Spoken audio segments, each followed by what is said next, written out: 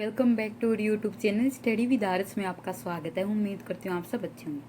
आज का जो हमारा सेशन रहने वाला है वो है हमारे जीएस पेपर 2 यानी कि पॉलिटी से संबंधित है। इसमें हम जो जून और जुलाई के करंट अफेयर्स रहे हैं उनमें प्रमुख मुद्दों को डिस्कस करने वाले हैं।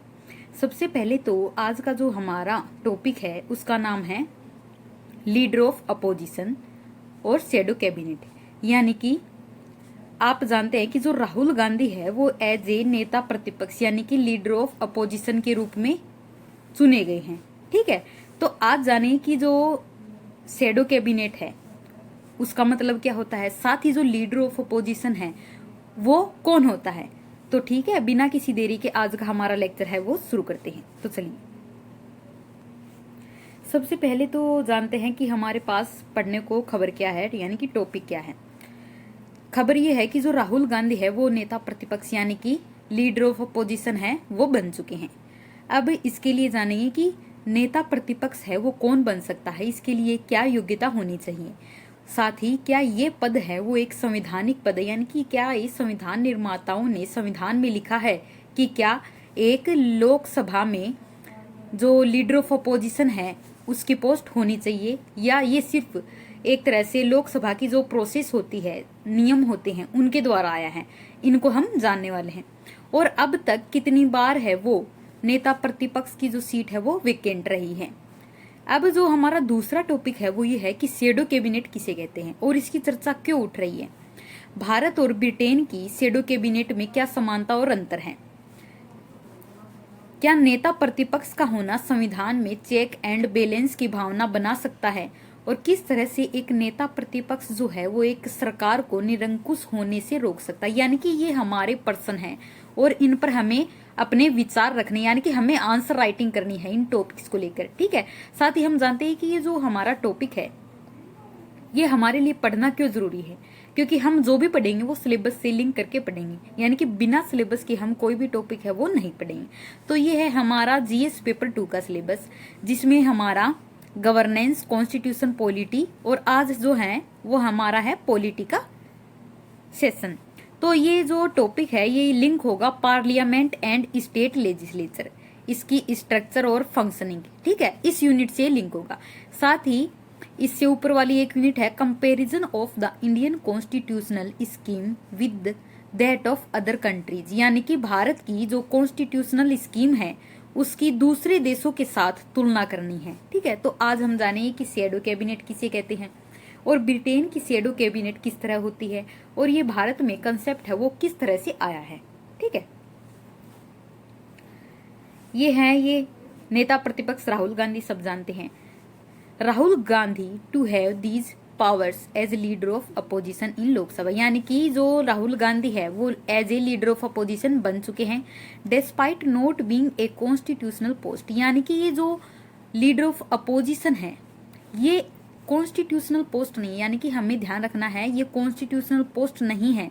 उसके बावजूद भी जो नेता प्रतिपक्ष है उसकी भूमिका बहुत ही ज्यादा महत्वपूर्ण हो जाती है, क्योंकि नेता प्रतिपक्ष के पास कुछ ऐसी विशेष पावर होती है जो सरकार में चेक एंड बैलेंस करने का कार्य करती है। ठीक है, यानी कि सरकार पर नजर रखने का कार्य जो है वो राहुल गांधी करेंगे। तो कह सकते हैं कि राहुल गांधी भले ही प्रधानमंत्री ना बने हो, लेकिन ये एज ए पीएम के समान क्या रखते हैं, पावर रखते हैं, और इनकी जो पावर है वो कैबिनेट मिनिस्टर के समान होती है।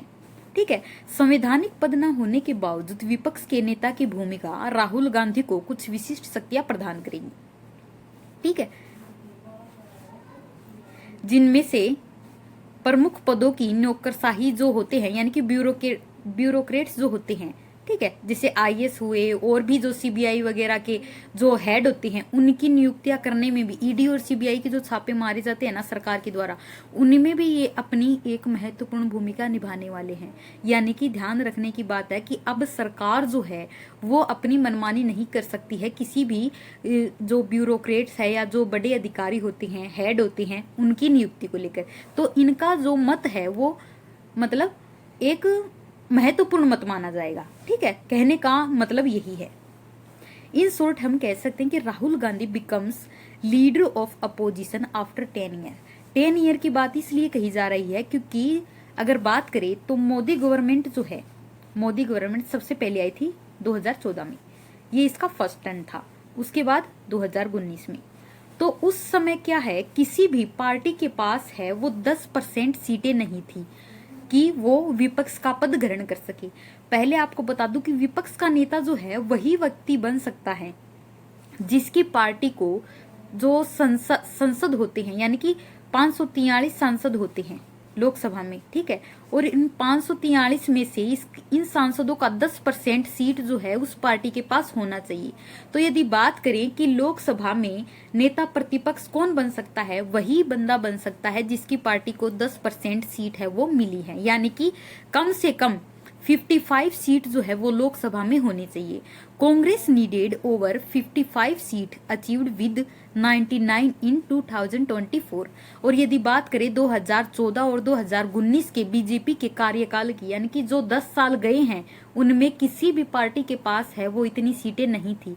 इस वजह से जो पार्टी है, यानी कि मोदी सरकार है, इसके अगेंस्ट कोई भी ऐसा नेता प्रतिपक्ष का सदस्य है वो खड़ा नहीं हुआ था। यानी कि हम कह सकते हैं कि चेक एंड बैलेंस की जो हम कह सकते हैं नियति है वो फॉलो नहीं हुई थी।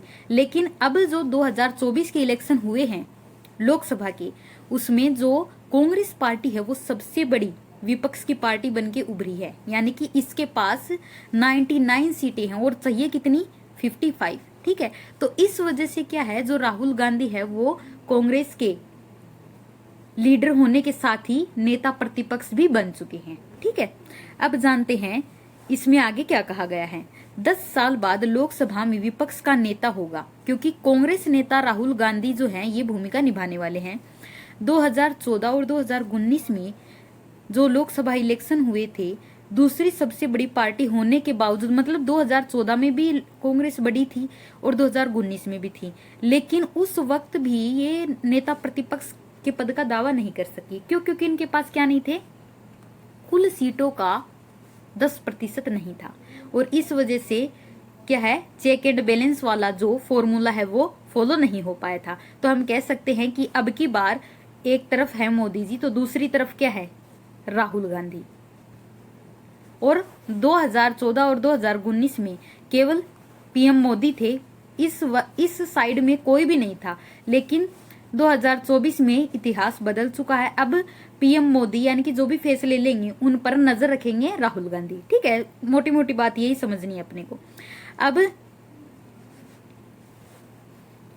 जो अपोजिशन है, इसके पास 2014 में जो आम चुनाव हुए थे उसमें कांग्रेस बड़ी पार्टी थी, सेकंड पार्टी थी, लेकिन उसके बावजूद इसको 10% वोट नहीं मिले थे। और उस समय विपक्ष का नेता पद इन्होंने इसलिए खो दिया क्योंकि उनके पास केवल 44 सीटें थी, 44 सीटें थी, यानी कि हमको कितनी चाहिए, हमको 55 चाहिए, और उस वक्त कितनी थी, 44। यानी कि सीट तो उस वक्त पार्टी के हिसाब से देखी जाए तो लार्जेस्ट सेकंड पार्टी थी कांग्रेस, लेकिन इनके पास इन कोटा को पूर्ण करने का बहुमत नहीं था। अब कांग्रेस के नेता प्रतिपक्ष के पद का अनुरोध जो है वो तत्कालीन लोकसभा अध्यक्ष सुमित्रा महाजन ने अस्वीकार कर दिया था। यानी कि जब उस समय इनको नेता प्रतिपक्ष का ऑफर दिया गया था तो उस समय लोकसभा अध्यक्ष सुमित्रा महाजन ने इसको अस्वीकार कर दिया गया था, ठीक है। कांग्रेस ने अनुरोध किया था कि इनको नेता प्रतिपक्ष का पद है वो दिया जाए, लेकिन जो उस वक्त की लोकसभा अध्यक्ष रही थी सुमित्रा महाजन, 2014 में उन्होंने इनके इन प्रपोजल को क्या कर दिया था, रिजेक्ट कर दिया था। क्यों? उन्होंने इस आधार पर कहा क्योंकि आपके पास क्या है, 44 सीटें, बल्कि होनी कितनी चाहिए, 55, ठीक है। तो इस आधार पर उस वक्त तो खारिज हो गया, लेकिन अब ये पूरी योग्यताएं पूरी करते हैं। तो पूरी योग्यताएं पूरी करने के कारण क्या है, ये किसी भी बिना रोक टोक के किसी भी लोकसभा अध्यक्ष की सहमति इसमें जरूरी नहीं है, क्योंकि ये कोटा क्या है, पूरा पूर्ण करते हैं। अब 2019 की बात करें, 2014 की देखा हमने, कांग्रेस को 44 मिली थी, ठीक है, तो भी मोदी जी अकेले थे। अब 2019 के इलेक्शन की बात करें तो 2019 में कांग्रेस ने 52 सीटें जीती, यानी कि जो बॉर्डर लाइन थी, अगर इनके पास 3 सीटें और आ जाती तो इनका जो रेशिया होता है नेता प्रतिपक्ष का वो हासिल हो जाता, लेकिन इनको सिर्फ 3 सीटों की कमी होने के कारण ये नेता प्रतिपक्ष का पद ग्रहण नहीं कर पाए। अब बात करें 2024 की, तो हम कह सकते हैं कि एक बहुत ही अच्छा समय आया कि देश को भी कह सकते हैं कि संसद की जो कामकाज होते हैं उन पर आलोचना करने वाला एक पक्ष होना चाहिए, ताकि जो चेक एंड बैलेंस का फॉर्मूला है वो बना रहे। अब 2024 के चुनाव में कांग्रेस है वो इस आंकड़े को पार करती है और 99 सीटें जीतकर एक बेहतर प्रदर्शन के साथ नेता प्रतिपक्ष की भूमिका निभाती है। Despite not being a constitutional post, the leader of the opposition role will give certain power to Rahul Gandhi. ठीक है, तो संवैधानिक पद न होने के बावजूद भी जो राहुल गांधी है वो एक बहुत ही शक्तिशाली विपक्ष के नेता के रूप में उभर कर सामने आए हैं।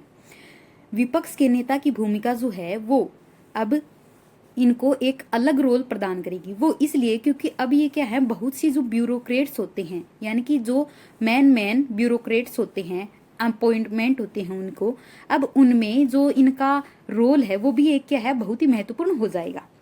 अब देखते हैं कि राहुल गांधी जो है वो किन किन पदों को एक तरह से अपॉइंट करने में एक महत्वपूर्ण रोल निभाने वाले हैं। लीडर ऑफ अपोजिशन की ताकत क्या है वो हमें जाननी चाहिए, यानी कि जो लीडर ऑफ अपोजिशन है वो बहुत ही पावरफुल पद होता है। वो पद इसलिए पावरफुल होता है क्योंकि भारतीय लोकतंत्र के इतिहास में अब तक शेडो कैबिनेट नहीं रही है। शेडो कैबिनेट क्या होती है वो हम आगे डिस्कस करने वाले हैं, और लीडर ऑफ अपोजिशन जो है वो जरूर रहा है। ऐसे में विपक्ष का नेता जो है ये संसद के साथ साथ कई महत्वपूर्ण कमेटियों का भी सदस्य होता है। अब वो कौन कौन सी महत्वपूर्ण कमेटियों का सदस्य होता है, जैसे कि सेंट्रल विजिलेंस कमीशन, इसमें कौन होते हैं, पीएम होते हैं। लीडर ऑफ अपोजिशन यानी कि एक तरफ होंगे मोदी जी, यहाँ पर होंगे राहुल गांधी यानी कि नेता प्रतिपक्ष, ठीक है, लीडर ऑफ अपोजिशन लोकसभा, और यहाँ पर होंगे अमित शाह जो कि क्या है, हमारे होम मिनिस्टर। यानी कि जो सेंट्रल विजिलेंस के कमीशन के जो हेड होंगे उनके जो अधिकारी है और उनके ब्यूरोक्रेट्स की नियुक्ति में राहुल गांधी जो है वो एक की पॉइंट, जो की रोल है वो निभाने वाले हैं। ये तो हो गया पहला। अब दूसरा होता है सेंट्रल इंफॉर्मेशन कमीशन। ठीक है, अब इसमें पीएम होंगे यानी कि मोदी जी होंगे और राहुल गांधी होंगे, साथ ही कोई भी एक केंद्रीय मंत्री हो सकता है।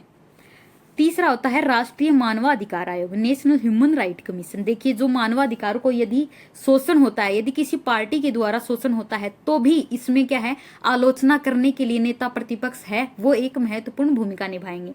इसमें पीएम होंगे यानी कि पीएम प्रधानमंत्री मोदी जी, और होम मिनिस्टर होंगे यानी कि जो अमित शाह है वो, लोकसभा स्पीकर जो ओम बिरला है वो, और लीडर ऑफ अपोजिशन ये देखिए यहाँ पर आ गए हैं राहुल गांधी।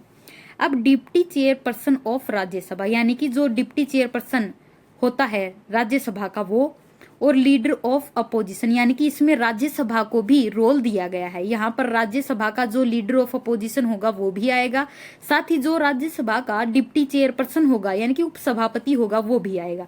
यानी कि यहाँ पर टोटल जो मैन अपॉइंटमेंट करेंगे वो होंगे यहाँ पर टोटल 6 मेंबर होंगे, किसमें, राष्ट्रीय मानवाधिकार में। ठीक है, तो ये हमें ध्यान रखना है कि राष्ट्रीय मानवाधिकार में जो नियुक्ति करने वाला बोर्ड होता है उसमें कौन कौन शामिल होते हैं। ठीक है, और लोकपाल की यदि नियुक्ति की जाती है तो उसमें भी प्रधानमंत्री होंगे। चीफ जस्टिस ऑफ इंडिया यानी कि जो हमारे चीफ जस्टिस ऑफ इंडिया हैं DY चंद्रचूड़ वो भी शामिल होंगे, और कानून मंत्री शामिल होंगे। साथ ही जो लीडर ऑफ अपोजिशन, देखिए यहाँ पर हर एक चीज में लीडर ऑफ अपोजिशन यानी कि राहुल गांधी प्रेजेंट है।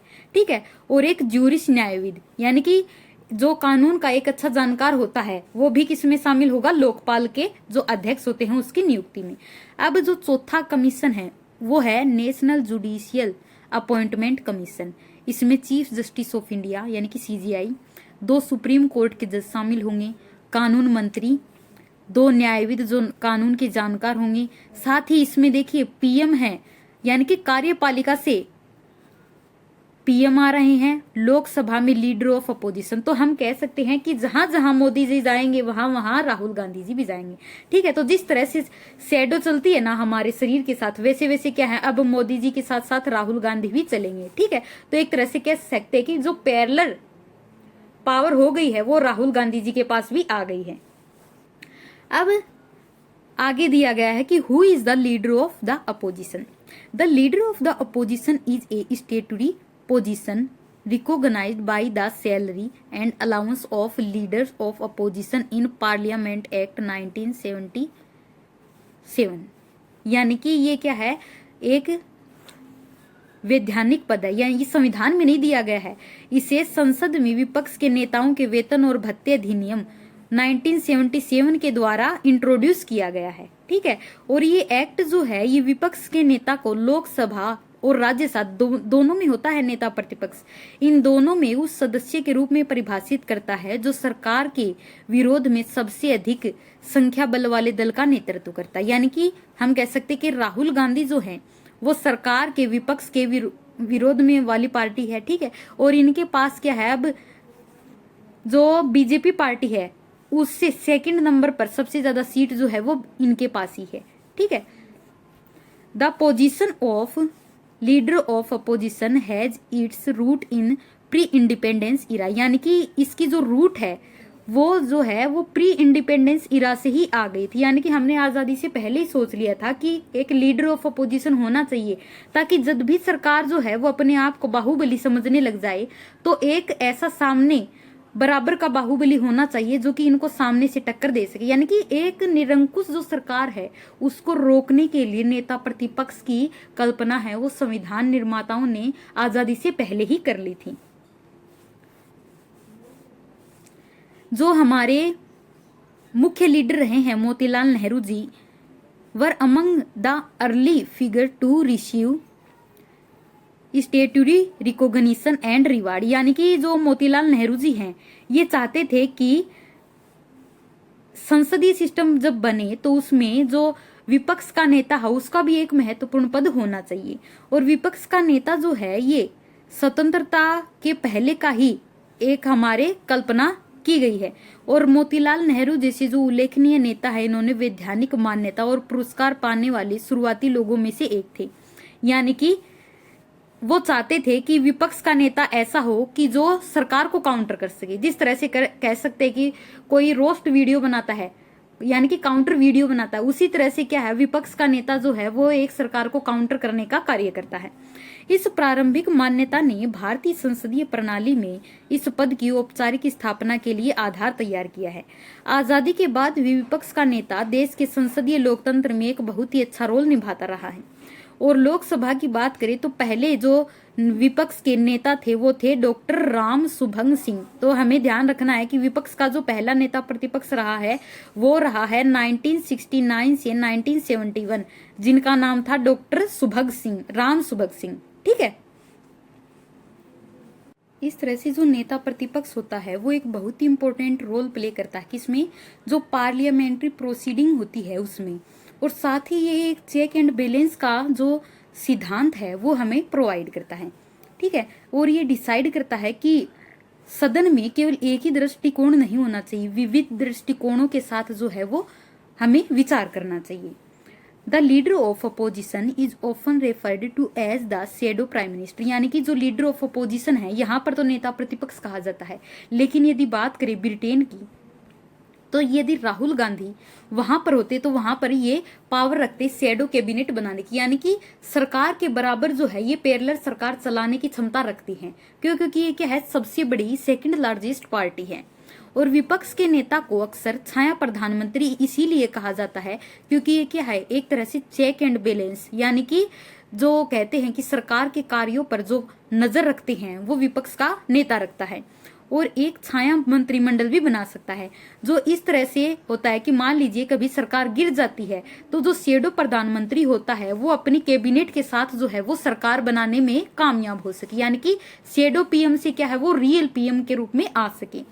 यह छाया मंत्रिमंडल जो होता है ये मौजूदा सरकार के गिरने पर क्या होता है कमान संभाल सकता है, यानी कि जब एक पत्ता गिरता है तो दूसरा पत्ता जो है वो आकर खड़ा हो जाता है।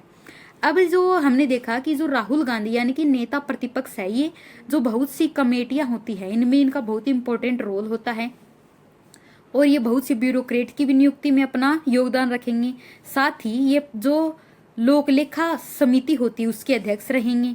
ठीक है, ये जो एस्टीमेट कमेटी है उसके अध्यक्ष रहेंगे। प्राकलन समिति जो होती है जो बताती है कि सरकार ने कहां पर कितना खर्च किया है, यानी कि सरकार के आय और व्यय के ऊपर जो नजर रखी जाती है वो एक तरह से राहुल गांधी करेंगे।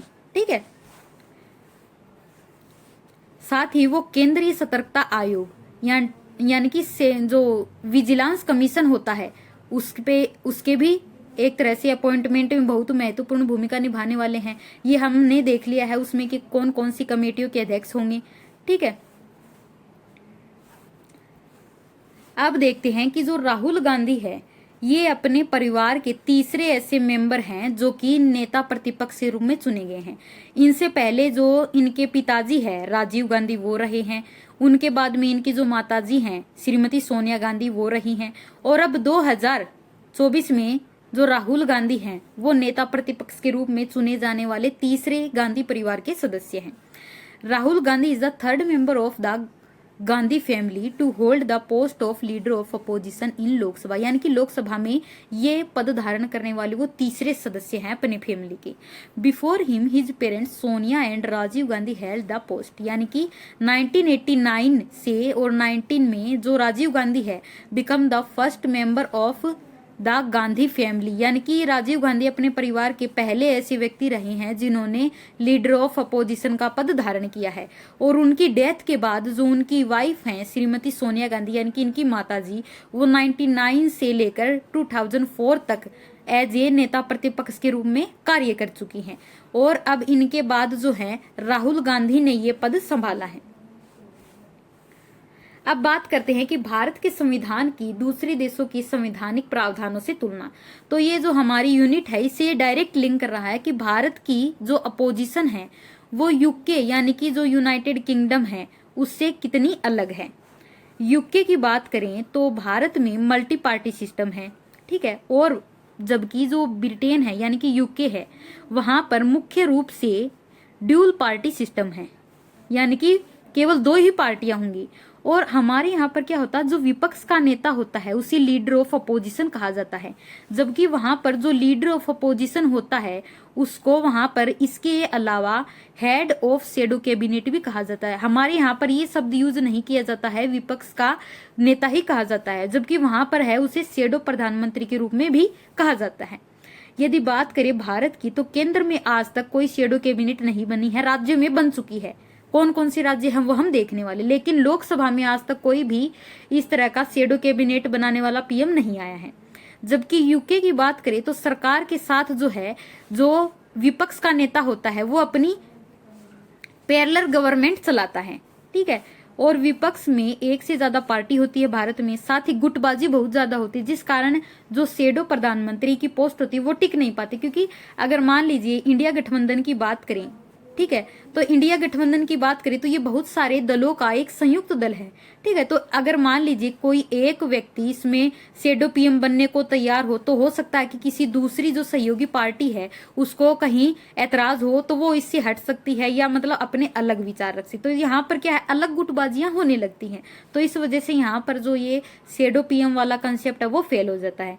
जबकि ब्रिटेन में ये क्या है, एक तरह से सक्सेसफुल है। वहां पर 2 राजनीतिक पार्टियां होती हैं, इस कारण वहां पर ज्यादा पार्टियां ना होने के कारण ज्यादा कंफ्यूजन भी नहीं होता, और जहां पर ज्यादा पार्टियां होती है ना वहां पर ज्यादा कंफ्यूजन भी होता है। अब ब्रिटेन में जो बहुमत वाली पार्टी होती है वो तो सरकार बन जाती है, और बाकी के सदस्य जिनको सबसे ज्यादा वोट मिलते हैं वो विपक्ष में बैठते हैं। और भारत में भी कुछ इसी तरह का सिस्टम होता है, जो बहुमत वाली पार्टी का नेता होता है वो पीएम बन जाता है, और विपक्ष पार्टी का जो नेता है वो नेता प्रतिपक्ष यानी लीडर ऑफ अपोजिशन चुना जाता है।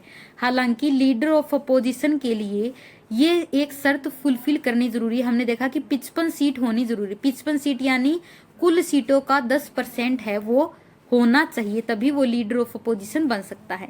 अब 55 सदस्यों वाला ये नियम है ना, ये संविधान में कहीं नहीं था, बल्कि ये जो हमारे पहले स्पीकर हुए थे, लोकसभा के पहले स्पीकर थे जीवी मालवंकर, इन्होंने नेता प्रतिपक्ष बनाने के लिए ये एक कोरम बनाया था कि इतनी जो है, इतनी बॉर्डर लाइन तो है जो विपक्ष को क्रॉस करनी ही पड़ेगी।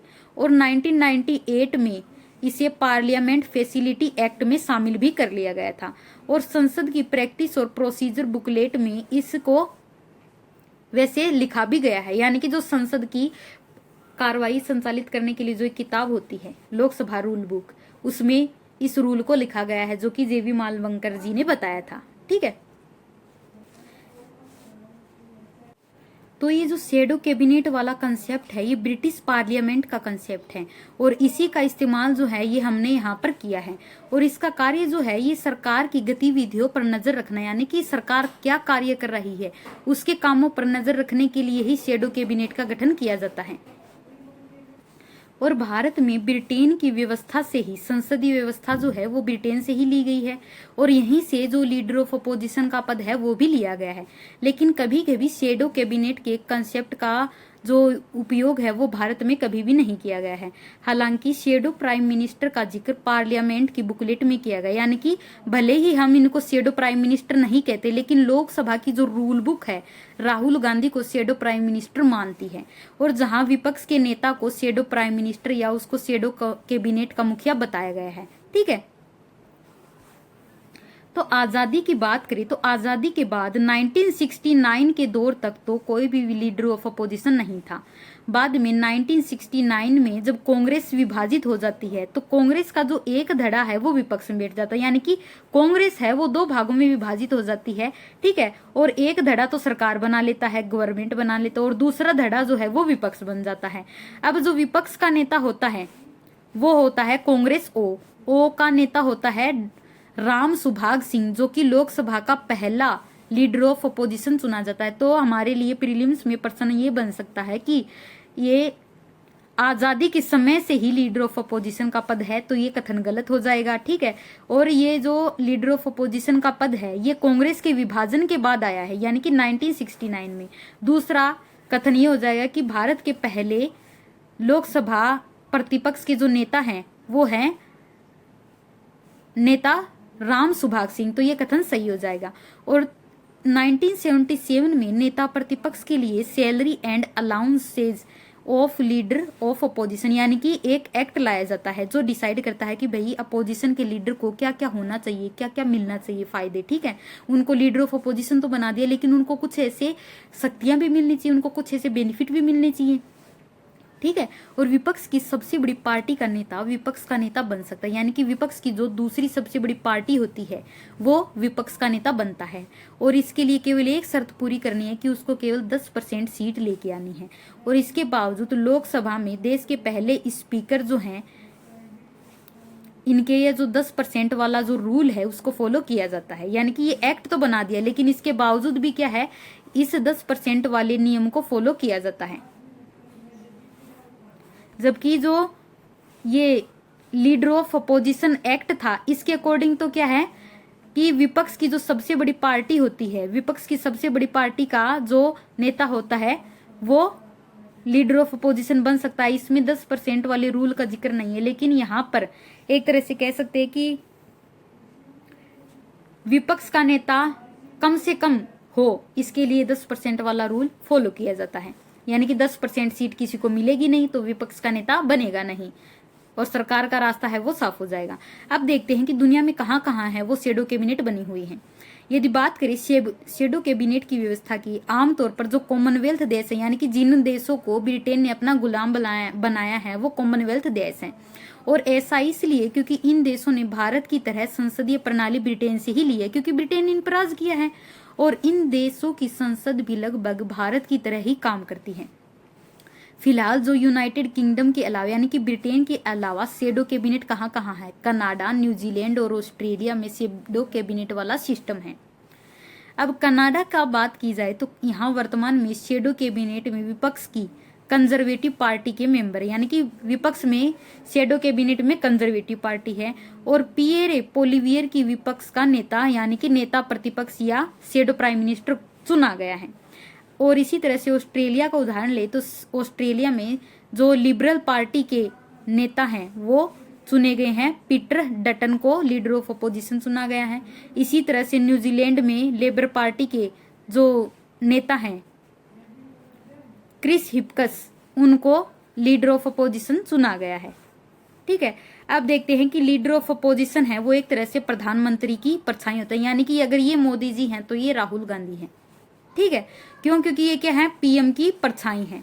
आसान भाषा में यदि शेडो कैबिनेट का मतलब हमें समझना है तो ये है छाया मंत्रिमंडल। जिस प्रकार इंसानी शरीर की छाया होती है, उसका साथ कभी नहीं छोड़ती है, उसके साथ साथ चलती है, लेकिन उसका खुद का कोई वजूद नहीं होता है, वो हमेशा शरीर के ही साथ रहती है। ठीक उसी तरह से छाया मंत्रिमंडल जो है, ये सरकार की परछाई होती है, जो सरकार के सामने विपक्ष की कैबिनेट मौजूद रखती है।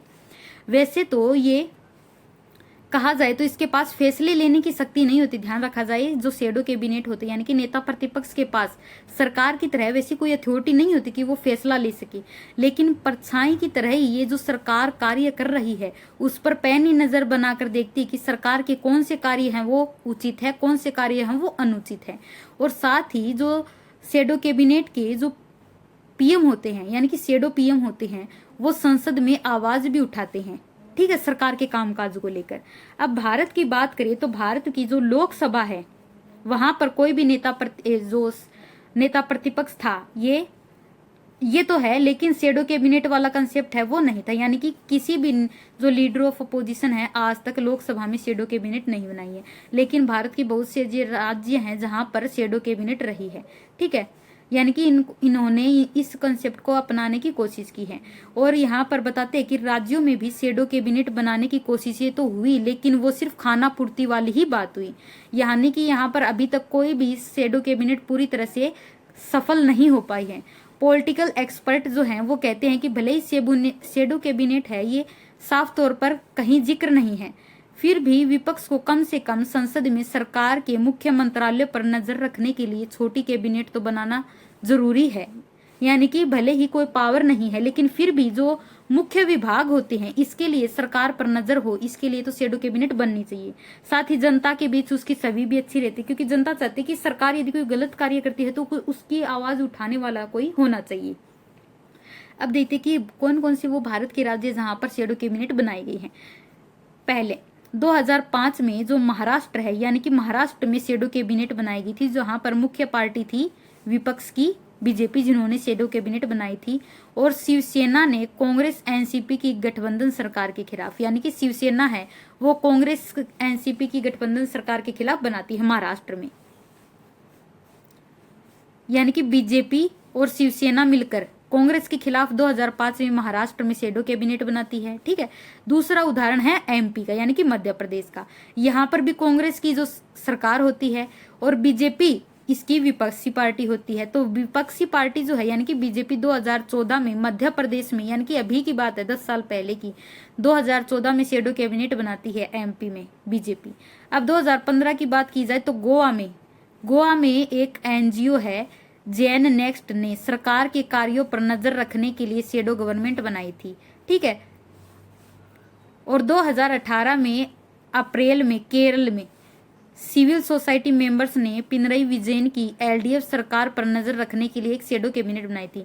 ये इसीलिए बनाने में कामयाब हुए क्योंकि इनके जो प्रतिनिधि है उनकी जो मत है, कम से कम लोग जो राज्य हैं उनके पास 10% वाला कंसेप्ट फॉलो किया होगा, ठीक है, ताकि वो सरकार पर नजर रख सके। तो ठीक है, ये आज का जो हमारा लेसन रहा है वो यही है कि शैडो पीएम क्या होता है, नेता प्रतिपक्ष क्या होता है, ठीक है। तो ये दोनों कंसेप्ट है आज हमने इसमें डिस्कस कर लिए हैं और उम्मीद करती हूँ आपको ये दोनों कंसेप्ट है वो अच्छी तरह से समझ आ गए होंगे, ठीक है। और जो पर्सन हमने शुरुआत में दिए हैं कि क्या नेता प्रतिपक्ष है वो संविधान में चेक एंड बैलेंस बनाने वाला जो कंसेप्ट है, संविधान की मूल भावना उसको बरकरार रखता है, तो इसमें हम कह सकते हैं कि हाँ बिल्कुल जो संविधान है इसकी मूल भावना ही यही है कि सरकार है वो कभी भी निरंकुश नहीं होनी चाहिए। सरकार को निरंकुशता से रोकने के लिए एक ऐसी पावर होनी चाहिए कि जो सरकार को बैलेंस में रख सके। तो चेक एंड बैलेंस के लिए जो लोकसभा में नेता प्रतिपक्ष का पद होता है वो एक बखूबी भूमिका निभाने में कामयाब हो सकता है, ठीक है। तो उम्मीद करती हूँ आपको ये आज का सेशन पसंद आया है, तो प्लीज इसे लाइक शेयर और सब्सक्राइब करना ना भूलें। Thank you.